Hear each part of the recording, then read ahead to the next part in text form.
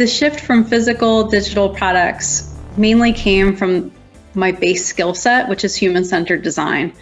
One of the things that I loved that I studied in my industrial design degree was how to understand humans and their environment and the context of the problem that they're trying to solve, and then how do you create a product to solve it. You can use that skill set for both understanding a physical solution. For example, I need to sit in front of a desk all day long and I need a chair that allows me to do that. You understand those things, you can design a desk chair.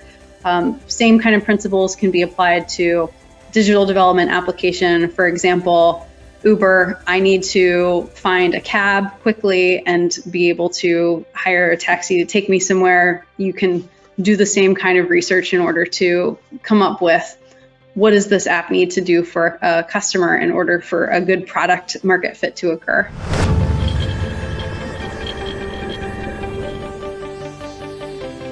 Chief Experience Officer is a role you're starting to see more and more, particularly within software companies.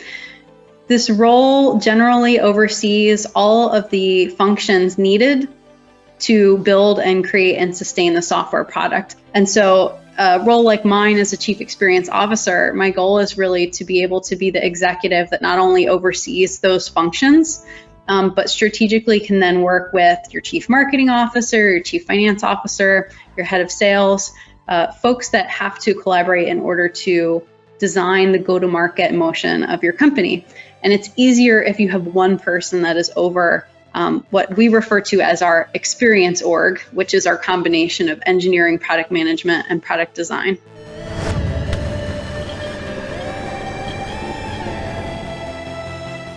My favorite thing about designing digital products compared to physical products is the ability to rapidly iterate and try new things and deploy solutions to millions of users with the push of a button. It's not quite as fast with physical products. Physical products, you have to really get the design right the first time, because if you don't, then you've got, thousands of products sitting on shelves that you can't really iterate with. Once you design the molds and get it manufactured and distribute it, you're kind of stuck with what you've got until maybe a year later if you come out with a different version. You can change software dozens of times a day if you really wanted to be able to create impact for your customer base. And so I find that to be very exciting.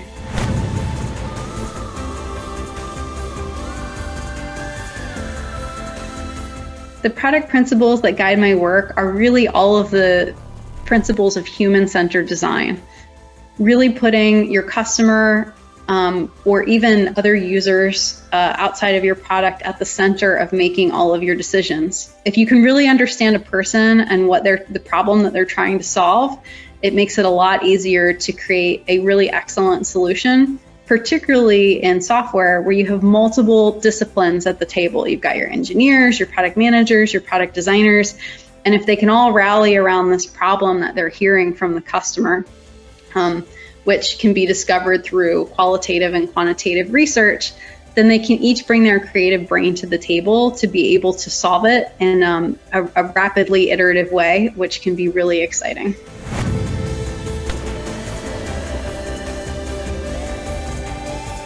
Some of the pitfalls that I try to avoid with our teams when we build digital product is trying to keep the scope as small as possible and encouraging teams to not scope something out in one large chunk, but go, what's this first small piece of value that we can deliver to a customer? And then what's the next small piece of value we can deliver? So it's almost treating your product like building blocks. And with each thing you ship, you can really understand, is this creating the impact that we want for the customer?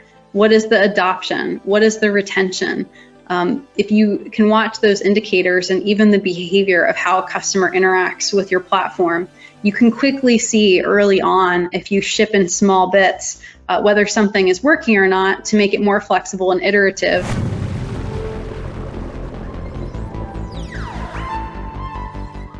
There are a couple different ways to obtain customer insights.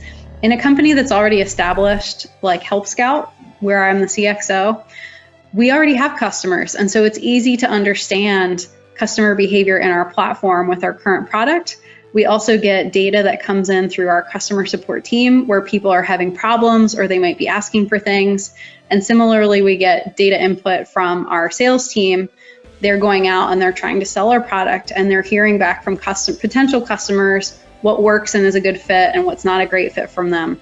We can take all of that data and really compare it to where we're trying to go in the market in terms of our user base and select problem areas that we want to explore more and potentially create additional solutions in our software to solve.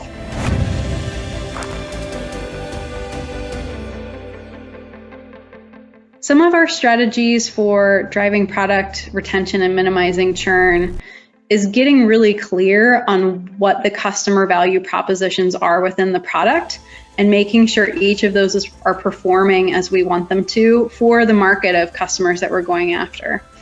And so if you're clear on that, it can really help guide your strategy when you're seeing something that is not quite a good fit. It's a great area to invest, add a team to, maybe add an additional couple of engineers or do additional research.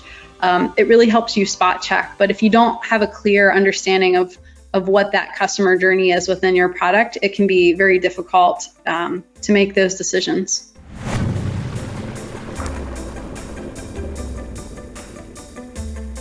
For customer acquisition, product monetization, and customer retention, I think that the hardest thing sometimes for companies is to find the right combinations of features within their product or even additional products that companion with their current one to be able to address a new total addressable market. For example, you see a lot of software companies, they can get a lot of traction and say like B2C, and then maybe they want to start moving into B2B and selling to enterprise companies. As you move from one market into another, you have to be very deliberate around new features that you need to develop for those folks. And so getting really clear on those things and being able to build to that as a growth strategy for a company is really important into being able to move up market.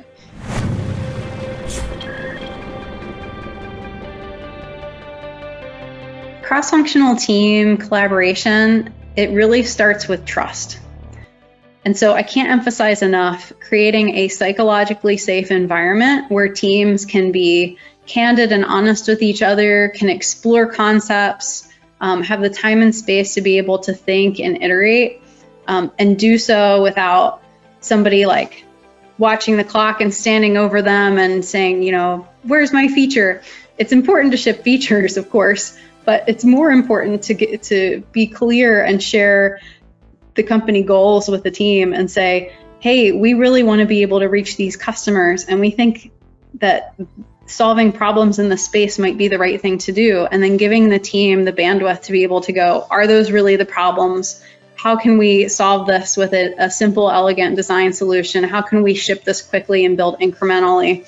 The more people feel like they're safe and they can bring their best selves to work to solve problems and they can trust each other as teammates, the better work they do, the faster work they typically do, and the better product that they ship to customers.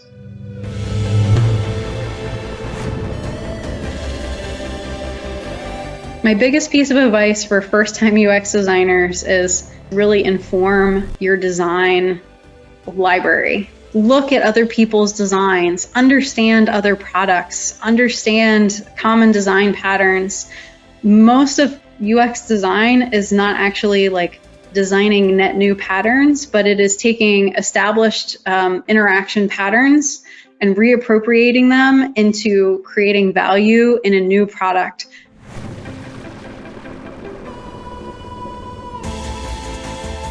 In my current role, I spend a whole lot of time in both Slack and Zoom, which I think have been excellent products.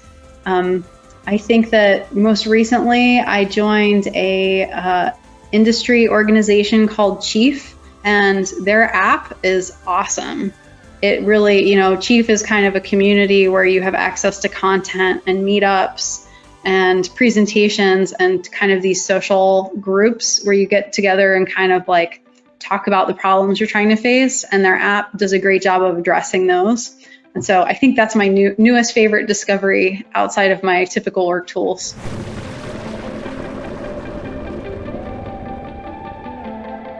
There are so many folks out there to look up to within our field. I feel really lucky because I feel like the pool has grown a lot as tech companies have grown over the last decade. I have a few personal heroes. There were two professors when I was in graduate school at Savannah College of Art and Design. One is named Robert Fee, he goes by Bob, and another one is John Kolko. Bob's retired now from SCAD, but he was a really great designer who inspired me around human-centered design and how you can apply it to more than physical product design. John Kolko was similar. And then there are a host of really amazing people that I've worked with throughout the years that continue to inspire me. I worked with a woman named Ha Fan, Marty Gold, Nate Walkingshaw. These are all practitioners in business that I've learned from and worked alongside and had the opportunity to look up to.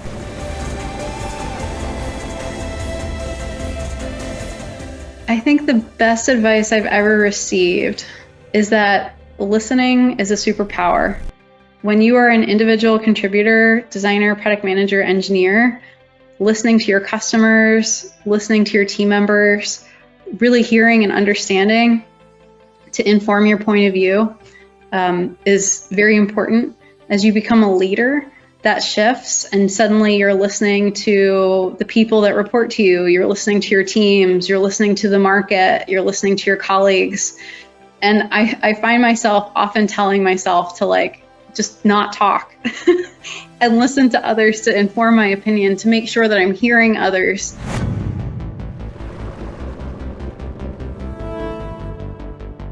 I kind of feel like non-screen interactions, like interactive voice response. How do we use Siri or other intelligent, Alexa? How do we use our smart audio interactive platforms in order to be able to empower people to accomplish tasks? I think that's going to become more and more important.